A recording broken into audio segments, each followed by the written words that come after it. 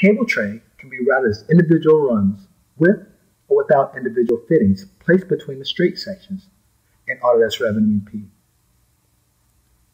You can create channel, ladder, solid bottom, trough, and wire mesh cable tray. Cable tray is routed similar as you do with duct or piping. Adjusting and changing the elevation on the fly is quite easy.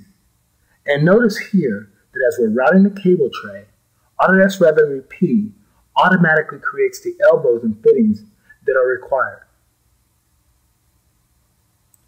You can easily convert an elbow to a T by highlighting it and using the Add Plus grip to continue routing the cable tray in the opposite direction. As well, you can convert a T into a cross using the same process.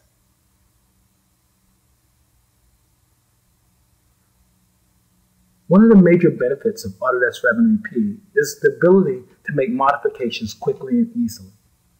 Notice here that as you move the cable tray, all connecting segments automatically adjust accordingly.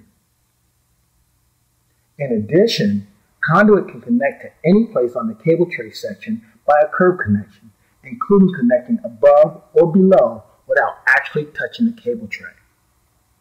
This will benefit the electrical engineers during their electrical design layout.